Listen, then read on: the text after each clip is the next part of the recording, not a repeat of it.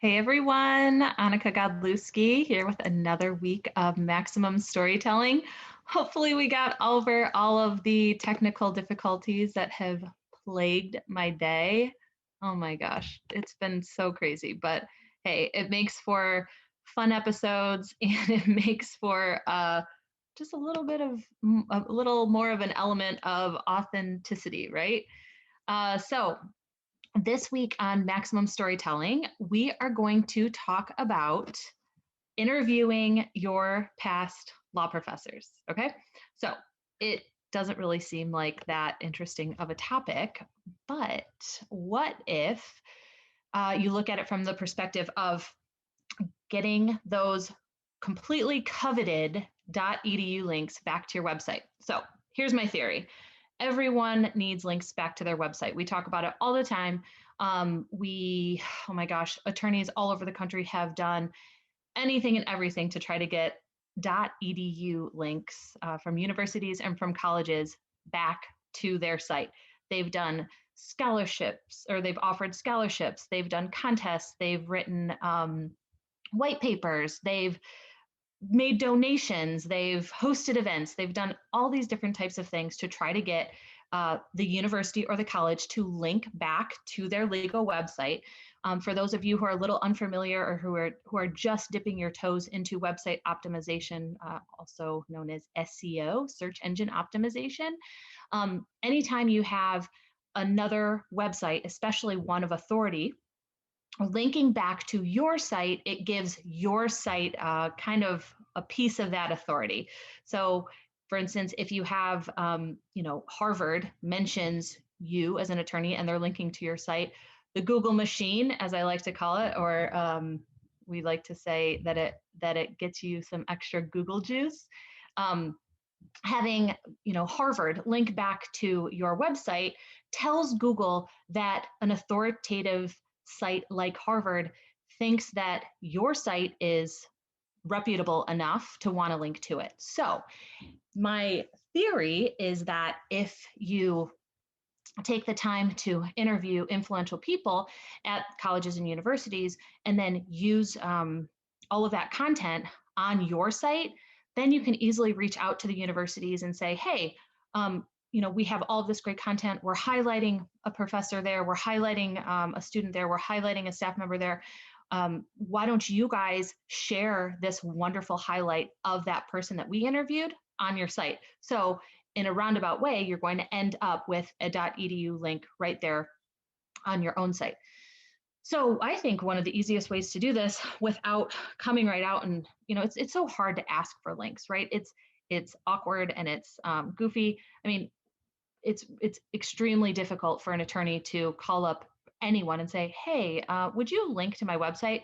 Why would they, there's no real reason for them to do that unless you are giving them something of value. So for interviews with your past law professors, it's an easy way to make a connection that makes sense, that is meaningful. And, it also gives you the opportunity to show, show that professor that you were paying attention in class and that you care enough to want to recircle and reconnect. So if you think back to your law school days, and honestly, it doesn't even have to be law school, it can be undergrad. It can be, maybe you got your associate's degree at one university, or excuse me, one college before going on to a four-year university. So think of any of the professors that you might have had, even any of the like adjunct professors or any of the teachers that have meant something to you, and you know create your normal list like you always do on your video topics, and say, okay, here's a person that I want to interview. Here's that subject that professor teaches. And then write for yourself a list of the top 3 things that you enjoyed about her class. Maybe she had really great connections to the real world. Gave really great examples of real world. Oh my goodness, it's been a long day. Maybe she provided a lot of real world examples when she was teaching the subject matter that you were able to connect and truly understand what she was trying to teach. maybe she was just extremely personable and made time for her students after hours. Maybe she had a really great method for studying for exams. Maybe she inspired you to go into the practice area that you ended up going into because of her own background. There can be a laundry list of ways that, or reasons why you appreciate some of these past professors. So the next step, once you make a list of the professors that you would love to talk about, come up with some talking points. So the talking points, of course, would include all the reasons why you really enjoyed having that professor for a teacher, and then also just a little bit, a very very brief background of what practice area you now practice, and how that is connected to what that professor taught you. So, perhaps you were in a criminal defense class in law school, and you really like the way that the professor gave you all of his background information, or used in his teachings any of the information from his previous career, and that inspired you to go into criminal defense yourself. Talk about that, make that a talking point, talk about your existing practice area. Obviously it's what you do for a living, and then try to find some sort of connection between your desire or your choice to go into that field, and connect it back to what the professor taught you. So that's another talking point. And then it's also usually a good idea to have some sort of call to action, or some sort of piece of advice, or some sort of talking point that encourages discussion. So maybe it's asking that professor if they have any advice for current law students, or it could be asking them what advice they might have for attorneys who've just passed the bar and they're totally green and they're not really sure exactly what to do or what direction to go. Anytime you have some great advice from somebody who's seasoned and somebody who has a lot of experience, then it's going to help everybody watching, but it's also going to kind of lighten the mood, and it's going to become more personable. So after you come up with your talking points, the next thing you're going to do is reach out to the university. If you still have a relationship with that professor, then obviously reach out to them directly. The best way to try to do it, or the best odds of you being able to have the interviews happen as quickly as possible and as seamlessly as possible, is to reach out to that professor directly. Everyone would love, I can't imagine that any professor wouldn't love to hear from one of their past students, especially in this light. Your email or your phone call could be something as simple as, hey, I really enjoyed having you as a teacher, and you impacted my life. You impacted my life. Now I'm a lawyer who practices on my own, or I just hung my shingle, or I've been practicing for 10 years, and I'm building my practice. I'm continuing to build my practice, and I feel like you had a hand in that. So would you be willing to sit down with me and just talk over video, so that I can spread all of this, this excitement and joy to my audience? You don't have to worry about having a huge audience or a large audience, or thousands of followers or anything like that. I think any professor would be happy to talk to you, whether you have a YouTube channel with 1 million subscribers, or a YouTube channel that has maybe 5 subscribers. So don't worry about that, and just make it really conversational. Just turn on, of course, since we're in the middle of COVID still, and chances of you being able to interview that professor face to face are pretty slim. Don't be afraid to use Zoom.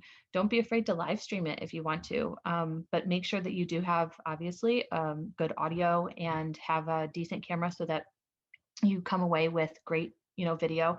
You can always pull that audio too to turn it into a podcast episode, and you can also pull that audio and have it transcribed, so that you can use it as content on your website, just as 2 side notes. But so reach out to the professor.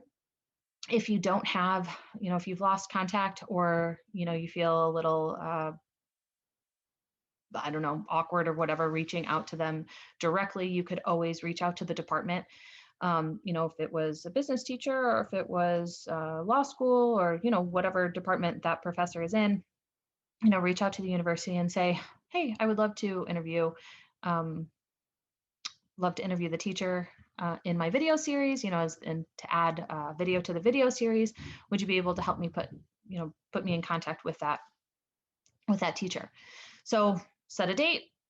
Usually at least maybe a week out is ideal. Obviously, they're probably going to need a little bit more time than that to clear their schedule, depending on what time of year it is. But the great thing is that, having those talking points early allows you to send them over to that professor so that they can kind of get an idea of what you're planning on asking, and how the interview is going to go. So schedule the interview, set everything up. Again, Zoom is a really easy way to interview somebody, quote unquote, face to face, but also have come away with nice video to use on YouTube. Again, if you want to live stream it, I'm live streaming right now in the Maximum Lawyer Guild private group. So it's really easy. I mean, you click 2 extra buttons on Zoom and you can go live, quite easily. So after you finish with the interview, let the professor know that you'll absolutely provide them with a link back to the finished product, and then take that video, put it out on social, put it on YouTube, put it on, tweet about it, talk about it on Instagram, use all the normal social media channels. But if you are comfortable live streaming the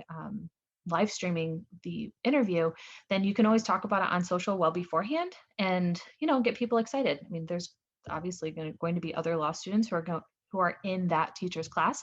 And your colleagues, maybe your old classmates or old colleagues from the university, will also be interested, I can imagine. So don't be afraid to tag other people who you might think would find some interest in it. And also don't be afraid to tag the university. I mean, that's a good way to let them know too. And all this, because the people who handle the university's social media aren't always the same people that you're going to be speaking with in the department when you're scheduling the interview. So tagging the university is always a good idea too. And then after the final product is out, if you choose not to live stream it, after the final video is out, make sure to share around those links as well. So when it comes to figuring out how to get a link to your website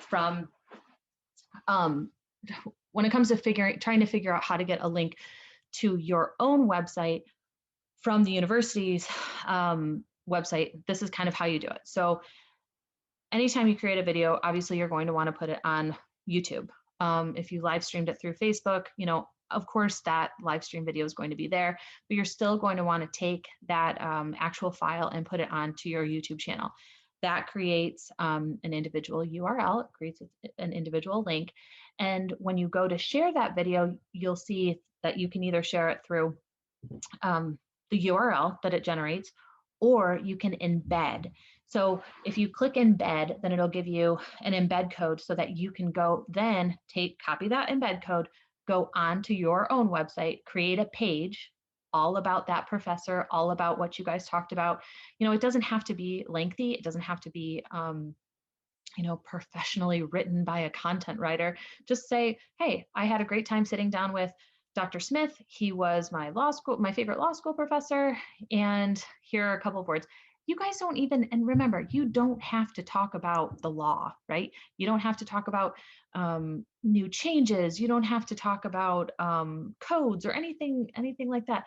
Talk about baseball, talk about your kids, talk about how many changes you've seen in the way that life is since the last time you're on the campus. Talk about any of the new, athletic facilities or whatever has changed, since you've been there. Keep it light, keep it interesting. Talk to that person as if you were talking to your own friend. Like, what topics do you find interesting, and discuss that with them. So getting back to the links, sorry, I get kind of excited about this. So